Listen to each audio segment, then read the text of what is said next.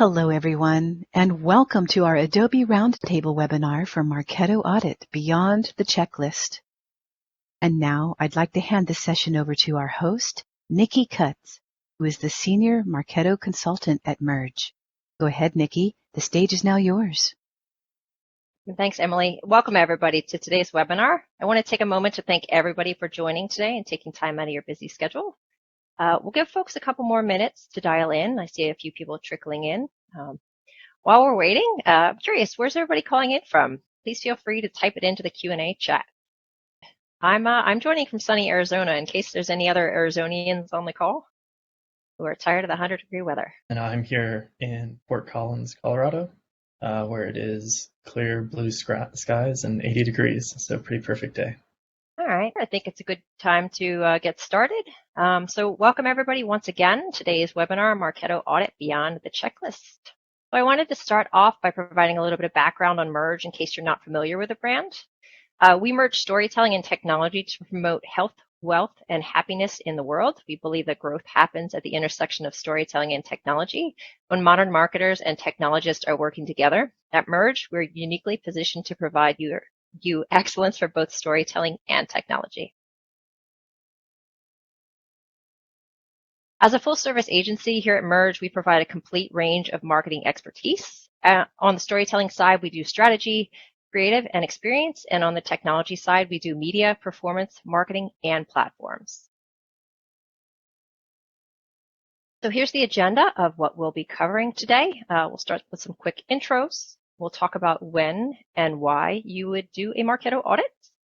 We talk about how to audit, dive into some advanced audit techniques, and then we'll have a little bit of time for Q&A at the end before we wrap up. So some quick intros. My name is Nikki Cutts. I'm a senior consultant here at Merge. I started with Marketo, now Merge, about 2.5 years ago. And I've been working in marketing operations for about 8 years now in both in-house and agency roles. My name is Paul Ferrer. I'm a senior technical consultant here at Merge. I also started with Marketo about 3.5 years ago, and I'm excited to be here with all of you today.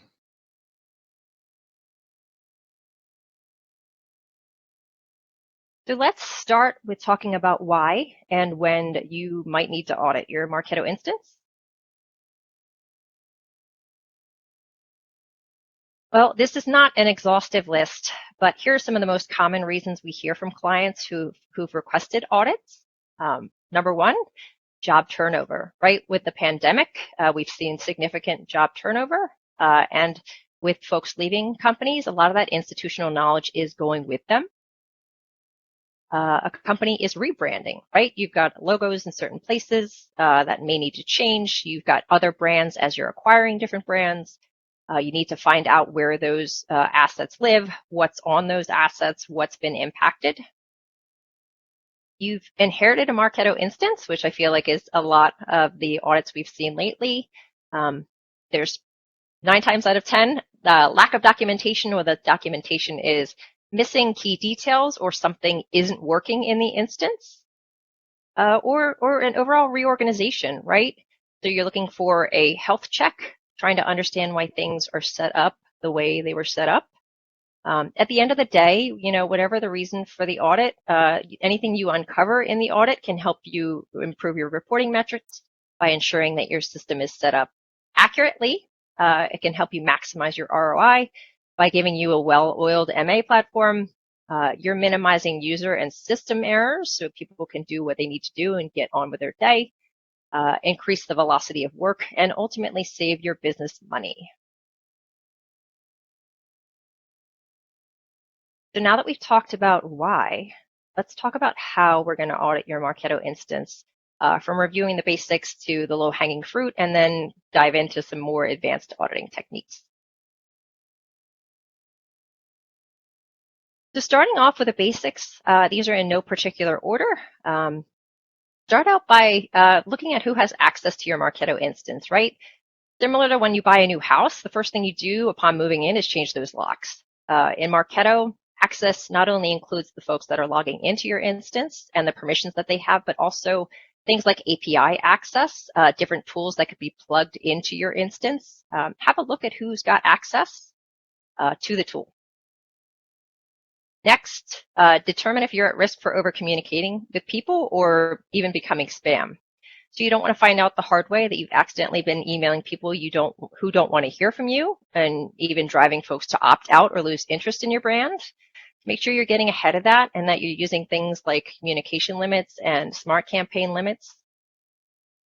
And speaking of emailing people, are you set up for optimal deliverability to make sure that your messages are actually making it to folks and you're not compromising your reputation? So things like DKIM and SPF and DMARC are all authentication methods that should be established for your brand to make sure that you're maintaining optimal deliverability from your Marketo instance. Next is more low-hanging fruit.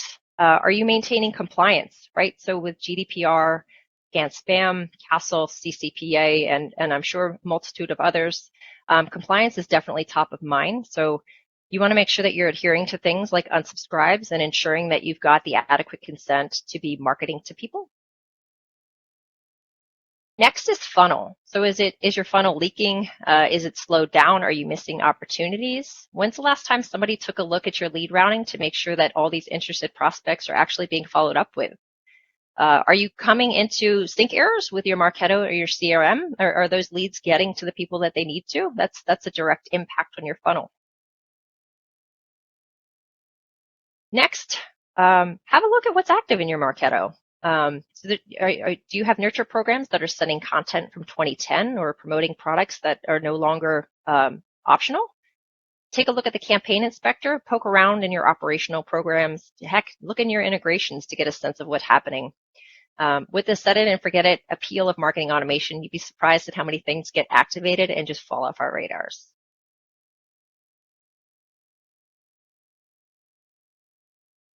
And then finally, fine-tuning for efficiency, right? So is your instance set up to scale and report? Are you organized and using a common sense naming convention?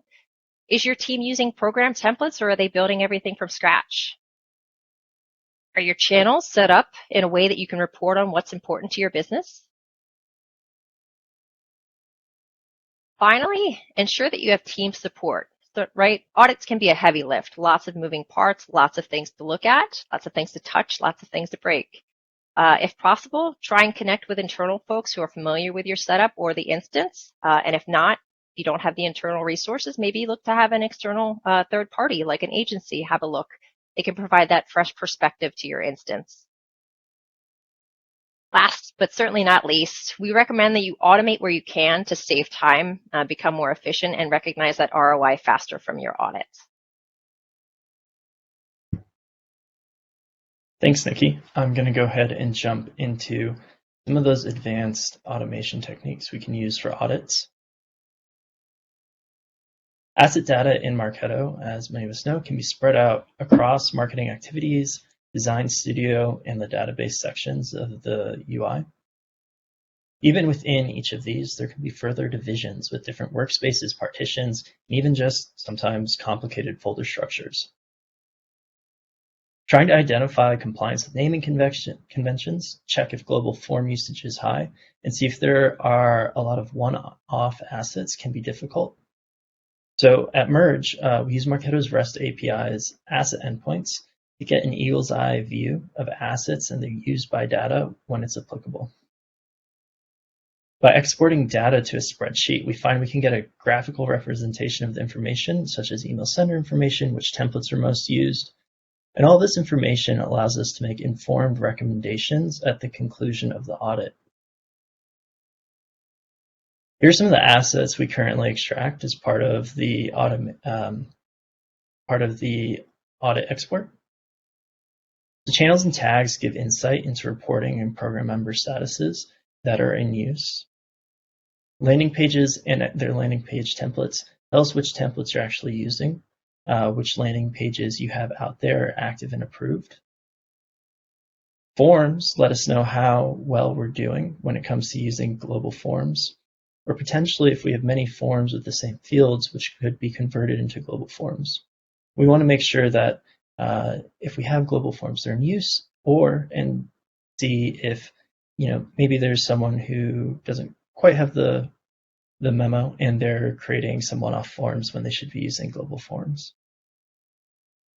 Exporting program assets tells us how we're conforming to naming conventions, lets us know if there could be programs that could be evergreen instead of one-offs that we're creating over and over again. And we'll talk about emails next, but database assets like smart lists and static lists can give us patterns around list imports, and if they're smart lists that you didn't know were used quite so heavily in your instance. So I want to provide a demonstration of some of our export capabilities. And we're going to look at exporting emails from an instance. And here's some of the high-level insights we can get from Marketo when it comes to these email assets. We'll see what comes out of Marketo and some of the visualizations we can make in the demo. But here's a heads up at some of the things we'll be looking at. We'll be checking for naming conventions. We're going to validate the from and reply addresses are correct and see everything that's in use. We'll also be able to see which templates are most popular and check on some of the operational numbers for email. I'm going to hop into this spreadsheet here. And this is actually something that we'll be making available after the webinar for people to make use of on your own if you'd like to give it a try in your own instance. But I wanted to go through the process of using this for you all. And we have instructions here on the left, as well as some screenshots with the steps outlined. And then we also have available some notes about some of the eccentricities of the Marketo UI or API, which impose some limitations on the tool. These are important to read, but I want to just get started with the experience as you'll see it when you make it a copy of this spreadsheet, should you be inclined. So we're going to go here and we're going to navigate to the Asset Export menu and then click Email menu. This is going to bring up this authorization required check from Google, just letting you know that there is a script attached to the spreadsheet. This is standard security. The script is something that we developed, and the only things the script does is call it to your Marketo instance, and it updates the contents of the email tab down here on the left. So I'm going to go ahead and hit continue. I'm going to bring up some OAuth things. It lets you know what it does. Again, this is only to Marketo, and this is only within the sheet. I'm going to click Allow. And then I'm going to need to go and click this again.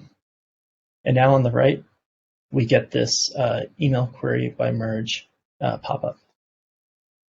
The first step is to go into admin. And we'll actually go to, we need to get the Munchkin ID. So we can go to Munchkin here in admin. We'll copy this. We'll go back. We'll paste this in here. And then we need an authentication token for launch point service, a custom launch point service that we've created.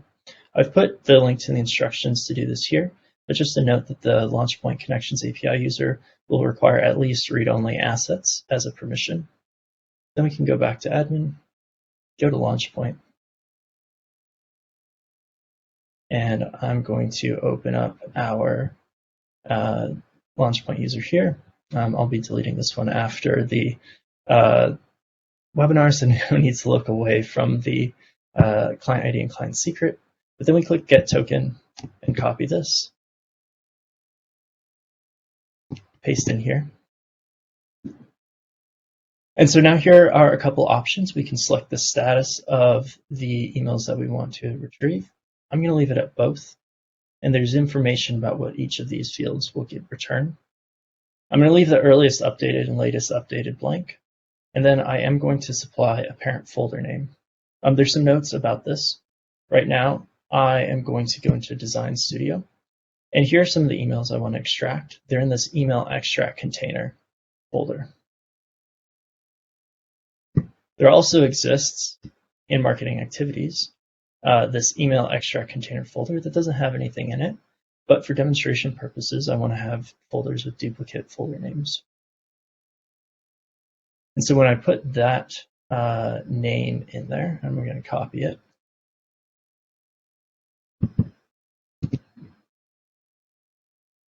when we go back here, put this in here. This is a folder, not a program. You can optionally search for the emails nested under a program. I'm going to go ahead and hit Get Emails. And so we get our spinning wheel. And notice, like I said, when we had the duplicate folder names, because there are multiple options and we're searching by folder name, we get the path that we want to select here. And we want to go ahead and grab, like I said, the folder in Design Studio. So we're going to put in option 2 and hit OK. And so now the script will continue to run, and then it'll let me know that it's finished. And we can see the 221 emails on the Emails tab of the spreadsheet. If we go back here, we can see that in this folder, we did in fact have 221 emails. So hit OK. This will finish running. We can go and we can look at our emails list. And so obviously this is a demonstration. We'll be jumping to some other data in a minute, but we can see briefly that we get the name, the link to the email, the description if there is one, some information on the subject, the from name, the from address, reply email address, the workspace, and then some other information about whether it's operational, text only, the status, the template used, and then created and updated data. So now I'm going to actually hop into a spreadsheet that we prepared before this, because in order to comply with Marketo's rate limitations, there's a wait step built into the script, and we can only fire off an API request every certain amount of time. And I didn't want to run into any issues with delays on the call, so we'll look at the prepared information. You can see here we have much more info. We actually have 8,600 emails in this piece here. But I wanted to go back and look at some of the things we wanted to check. We want to check for naming conventions.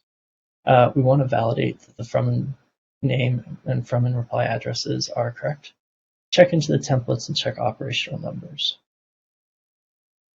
So I go in here. One of the best ways to look at the name is actually just to scroll through here. This is a sandbox instance for an agency, so it's rather busy, but you can quickly see what sort of naming conventions are in here. Again, there's a lot of noise due to the nature of the instance, but we can see some of these have numbers, some of them don't. Right there, we know that there are plenty of emails that maybe aren't following the naming convention we've set in place. We can also jump over to the visualization tabs, which is a tab that I inserted. And here we can take advantage of pivot tables and charts in here to look at some of the counts around emails. So here we're looking at workspaces, and here we have the count of unique IDs, which tells us how many emails are in each workspace. Here we can see the from name values. We can see how many unique from names are in each workspace. Similarly, we can see the from address, and we can see the reply email values as well. We can also dive into that further, and we can look at the from names here on the left, and we can see the count of each of them, and we can scroll through here and see how many we have, how many unique from names we have in the instance. We can also grab a visual representation of how many emails, email templates are in use. This data is actually pared down right now due to the amount of noise we have in the instance. However, we can see right now that 2012, email template 2012 is our most popular. And then there's some good distribution across the other email templates. This is something that you could then take the next step in our typical audit process and cross-reference these IDs with the email template export we can also perform to get names and get a little more meaningful data there. As a side note, I wanted to present this as a pie chart, but my wife, who's a statistician, refused to let me give this to you as a pie chart. So I hope this is clear and readable for all of you. And then down here, we have a count of operational emails based on the workspace. And so for each workspace, we can scroll through and see in our architecture, score architecture workspace, we have 3 operational and 49 non-operational emails. We can continue and look at that across all the other workspaces as well. And then we finally get our grand total count on the right. So these are just some of the insights we can gain. This would obviously be pretty difficult to do if you were tabulating these by hand in a Marketo instance, or even if you just go to Design Studio and export to an Excel sheet from the Marketo UI, maybe a couple extra steps compared to what we can do here.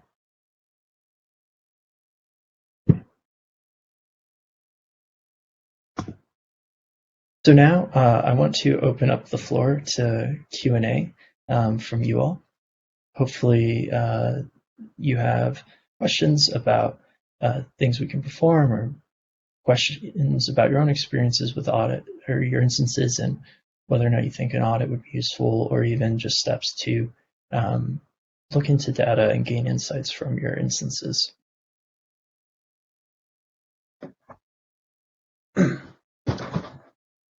We have a question from an attendee. The question is, maybe this is for you, Paul. Is there an export tool available for forms? So in Merge, we do have an export tool available for forms.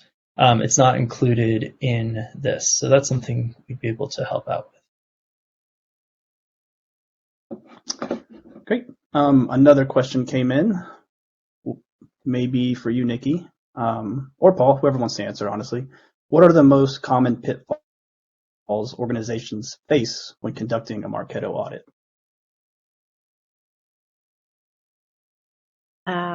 I would have to say underestimating the overall level of effort and time and resources that are needed to perform a thorough audit, right? So Marketo has so many different sections, and things could be built out very, very maturely in one section. And if you add on the complexities of workspaces, there's a lot that can be built. And if you have an older instance where you maybe have acquired a little bit more tech debt, there's a lot more things to go through.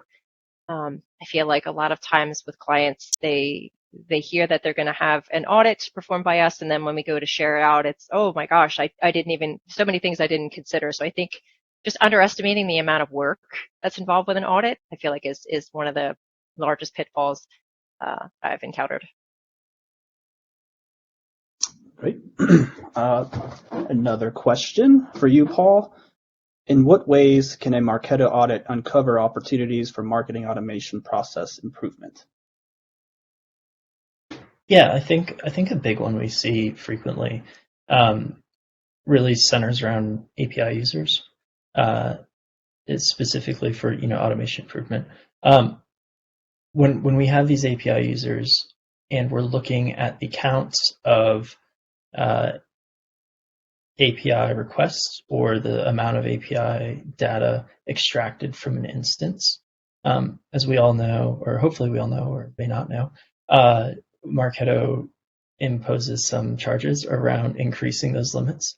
So if you have a lot of integrations coming into Marketo, those limits can cause issues, and it can be expensive to increase them. So having a rigorous process around having multiple integration users allows you to completely track which users are pushing you up to that API request limit or the data extract limit. And it's really a small thing that can give you a lot of insights into how automations are interacting with your instance. Great. For you, Nikki, how often should companies conduct a Marketo audit? I think a good rule of thumb would be once a quarter, but realizing, that's not always realistic. I think setting that as a kind of starter cadence would be good. But anytime your company goes through any type of change, if you have an acquisition, you decide to launch a new product, you decide to do business in a different region, I think anytime you have a major change like that is an ideal opportunity to just kind of take a quick state of your instance and inventory what may or may not be impacted. Yeah, and if I could add to that, I think, like Nikki said, doing a full audit every quarter might be a bit much for a lot of organizations. But even just performing a small subset of that at maybe a more regular cadence than the full audit. Say, in the past, an audit identified that there's issues with program naming conventions being adhered to. Then doing that every quarter might be something that is easier to do, smaller bites, but keeping up that introspection can help keep your instance on the right track. Okay, we have another question that came in. What are the critical steps in the post-audit phase to ensure sustained marketing performance and success? I'll ask this to you, Paul. Oh, man. I think one of the good things we do at Merge when we're presenting audit results is we give suggested priorities and weights and levels of effort for each recommendation. So finding the right balance there immediately post-audit and identifying quick wins that maybe aren't as might not have as big of an impact, but are quick and easy to accomplish, versus identifying those projects that are going to have a big impact, but also are going to take maybe more effort. And identifying the path forward for each of those, I think, is really the most important thing you can do immediately after an audit. We have a question from Neil. He's asking, how would you approach auditing fields? I feel like we have a lot of unused or underutilized fields, but I don't know where to start. Yeah, I'll actually take that one. Another tool that we've developed at Merge is it's our field export. And what we do is we run it in your instance, and we take a look at the fields that you have, where they come from, right? Are they from your CRM? Are they manually created? Are they system? And then we actually get used by data for the fields. And so what that tells us is, like Neil was saying, there are a lot of fields that were created. Maybe they're a one-off. Maybe they were created just for one event. We know that's not best practice, but it happens, and that event's no longer ongoing, and so it hasn't been used. Or just fields that came over from your CRM when you first set it up, and they certainly aren't used either. I think that's a very common one we see, and as we all know, there's a real benefit to getting rid of those fields because it speeds up the CRM sync, the native sync between Marketo and your CRM. So we have a tool there that we use to get another spreadsheet with all that information laid out. It gives us use by data for each field, and that I think has really helped our clients make informed decisions about fields and really highlight how many of them may actually be unused.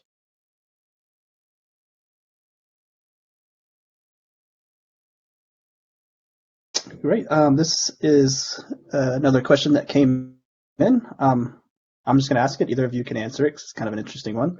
What is the most unexpected thing you found during an audit?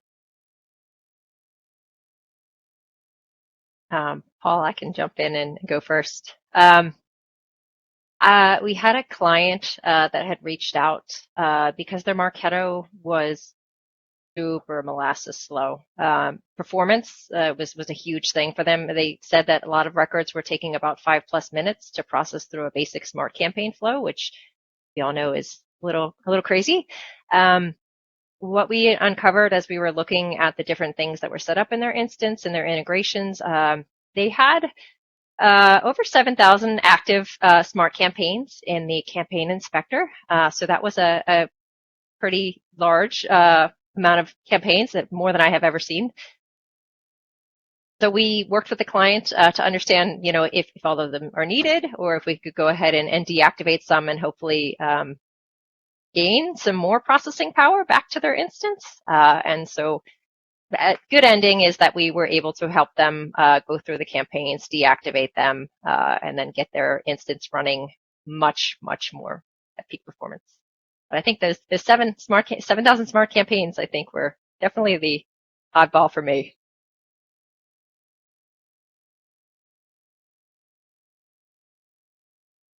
Another question that came in from Juliana.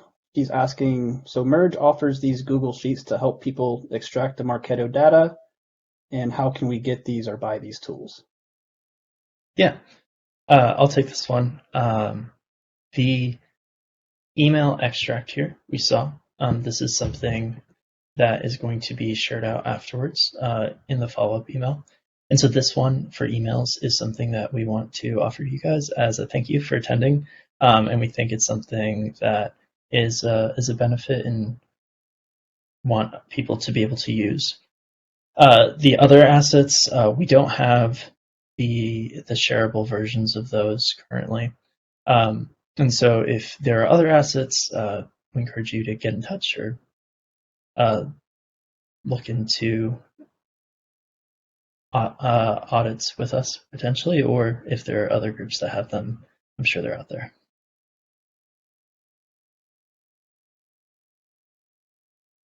I believe that may be the end of our list of questions. Again, if anyone has any lingering questions they'd like to ask, you can pop them in the Q&A.